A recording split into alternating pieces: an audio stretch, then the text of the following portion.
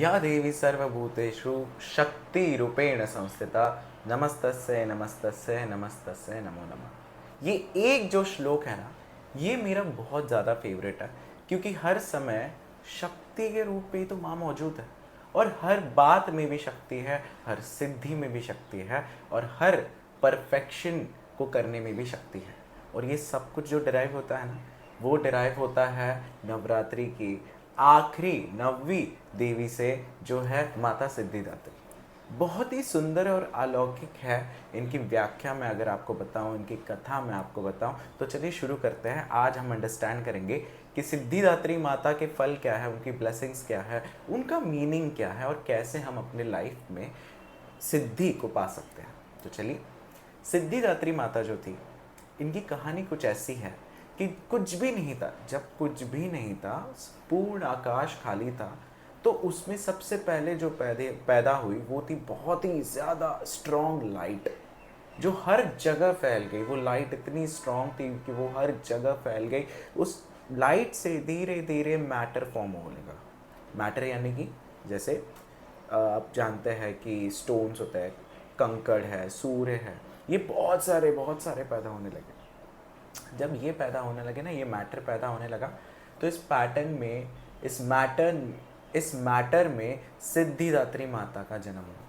और ये जो सिद्धिदात्री माता है ना, इन्होंने त्रिदेव को बनाया, यानी रजस, सत्व और तमस, यानी ब्रह्मा, विष्णु और महेश।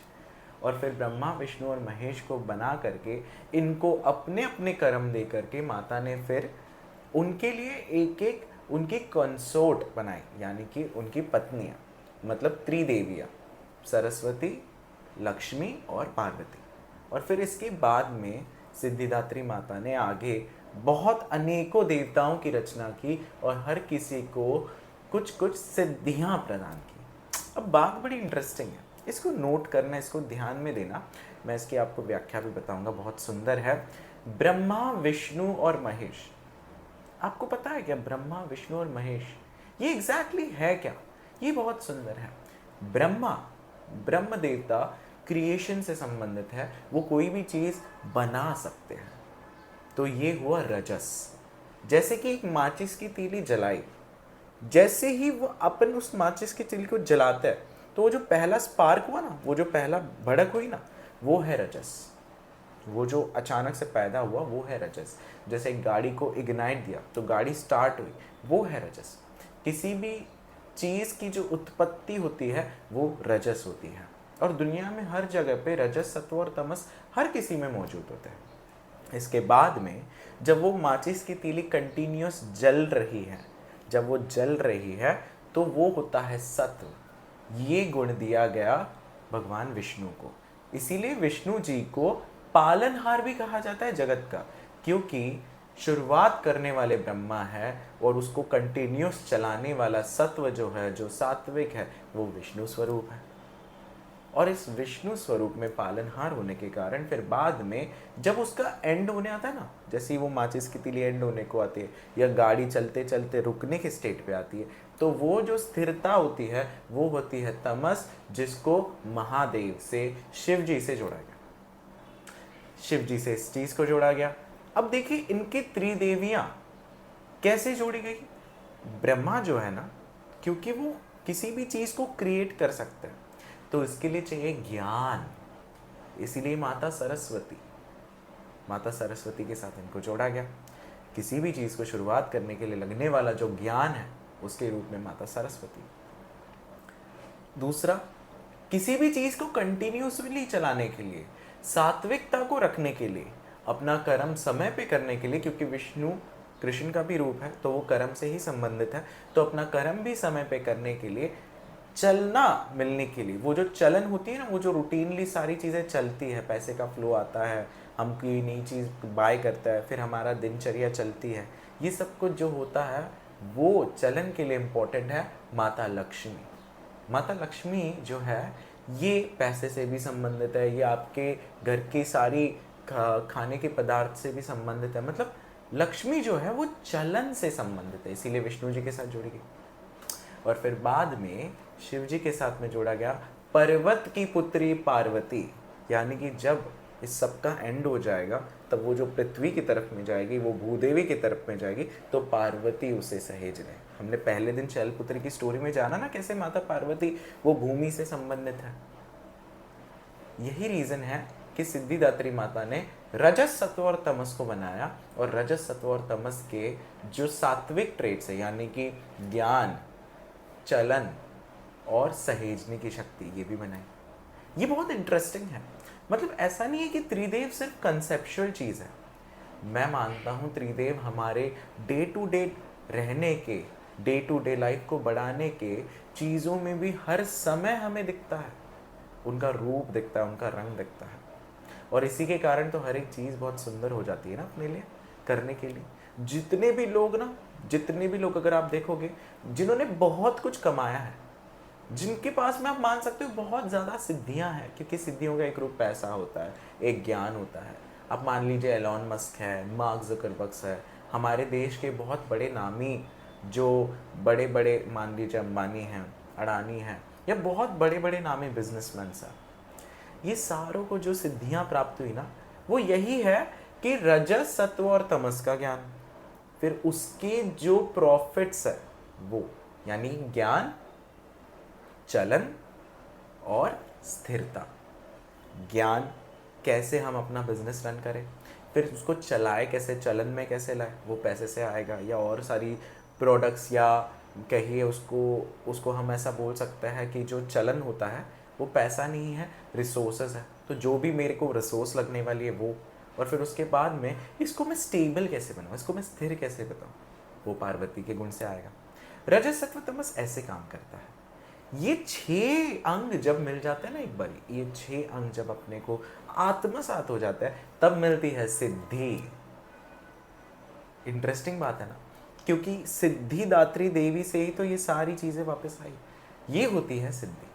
सिद्धि का एक और अर्थ है, वो है परफेक्शन।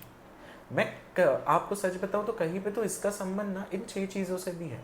कोई भी व्यक्ति एक चीज में अगर परफेक्ट हो जाता है ना, अगर वो व्यक्ति उस चीज में, उस पर्टिकुलर कला में अगर वो परफेक्ट हो जाता है, तो उसको बाय डिफॉल्ट ये 6 चीजें मिलती है।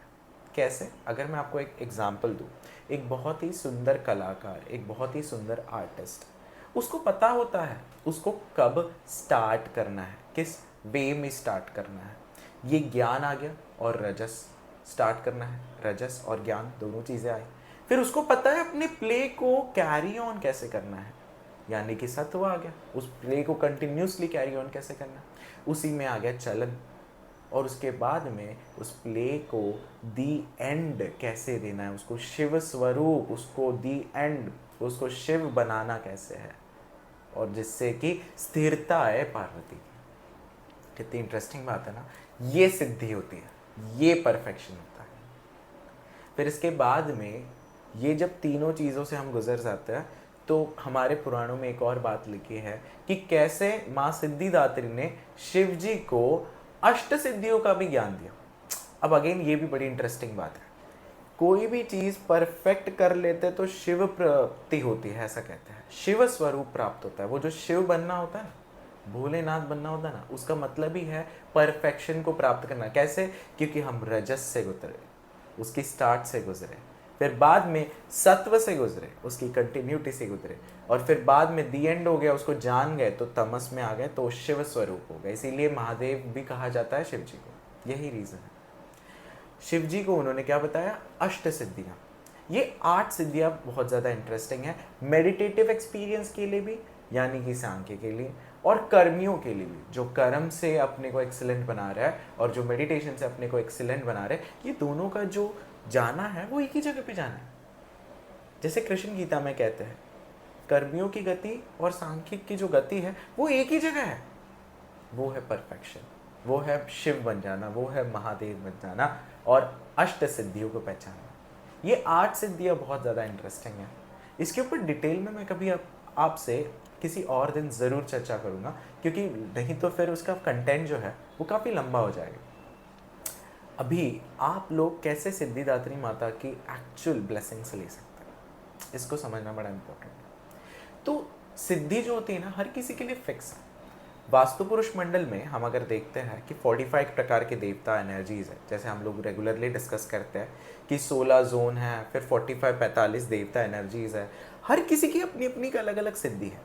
अगर मैं आपको वेग टर्म्स में भी बताऊं जो वास्तुशास्त्र को नहीं पहचानते या जानते हैं, क्यों कोई व्यक्ति हनुमान की पूजा करते हैं, क्यों कोई व्यक्ति दुर्गा की पूजा करते हैं, क्यों कोई व्यक्ति शिव जी की पूजा करता है, हर किसी को अलग अलग फल के स्वरूप में कोई चीज मिलती है, उसलिए उस देवताओं के वो पास में जाते हैं। ऐसा गीता में कृष्ण भी कहते हैं। इसका मतलब क्या हुआ? एक ही बिजली है, 440 वोट की हो या कितने भी हजारों वोट की हो, एक ही बिजली है। पर आप अकेले बिजली हर समय नहीं ले सकते। आपको वो बिजली, अगर आपको हवा चाहिए तो पंखे में ढालनी पड़ेगी, तभी वो हवा देगी। अगर रोशनी चाहिए तो लाइट में डालनी पड़ेगी, तभी रोशनी मिलेगी। फिक्स्ड रूप है ना, फिक्स्ड स्वरूप है ना, पंखा एक स्वरूप है, लाइट एक स्वरूप है, उसमें से वो बिजली गई, तभी तो आपको सही उचित फल मिला ना। देवताओं की परिभाषा अपने यहाँ पे एकदम सेम। हमारे यहाँ पे इतने सारे देवता और अलग अलग गुणों और प्रकार के देवता इसीलिए बनाए गए ताकि हमें उचित जो हमें चाहिए वो पदार्थ और वो फल मिले। इसीलिए ज्योतिष में भी जो 9 प्लैनेट्स होते हैं, 9 प्लैनेट्स होते हैं, उसके अलग अलग देवता होते हैं ताकि वो पर्टिकुलर चीज मिले। मंगल के लिए हनुमान मानते हैं तो हनुमान जी हमें स्ट्रेंथ देते हैं। शांति के लिए शिव जी को मानते हैं। शक्ति चाहने के लिए, अगर शक्ति चाहिए, क्योंकि हनुमान जो है वो मुझे लगता है साहस देते हैं, पराक्रम देते हैं। और अगर वो साहस और पराक्रम जिस चीज से चाहिए, वो जो शक्ति लगेगी ना, वो जो बैटरी लगेगी, वो दुर्गा माता देती है। तो हर कोई जो ज्ञान है, जो सात्विक है, वो विष्णु जी देते हैं। तो हर किसी का जो देने का गुण है ना, वो बड़ा फिक्स्ड है। ये जो सिद्धियां प्राप्त होती है, ये ऐसे प्राप्त होती है। अगर आपको भी कोई सिद्धि चाहिए ना, तो उसके लिए आप इंटरनली किसी चीज के लिए बने हुए हैं। जैसे ये देवता उस एक पर्टिकुलर चीज के लिए ही बने हैं, वैसे आप भी किसी एक चीज के लिए बने हुए हो। अगर आपने वो पहचान ली ना, तो आप दुनिया में धूम मचा दोगे, और सच में आप दुनिया में धूम मचा दोगे। आपको वो पहचानना है। कोई कलाकारी बहुत सुंदर कर सकता है, कोई बहुत सुंदर लिख सकता है, कोई लेखन अच्छा करता है, कोई गायन अच्छा करता है, कोई पॉलिटिशियन अच्छा है, उसको अच्छा लगता है और वो उसी वे में करता है, तब उसमें दिव्यता उतरती है, क्योंकि वो अपने में है। मधुमक्खी शहद ही बना सकती है, तो मधुमक्खी को सिद्धि सिर्फ शहद की ही होगी। रेशम की कीड़ा रेशम ही बना सकता है, तो रेशम के कीड़े को भी सिद्धि रेशम की ही होगी। वैसे ही जो लायन है या टाइगर है, बाघ है, तो उसको शिकार की ही सिद्धि प्राप्त होगी। वैसे ही आपको पहचानने के लिए आप क्या करोगे? आप सिंपली एक पेन और पेपर ले लो, उसके ऊपर सच में लिखो कि आपको क्या पसंद है।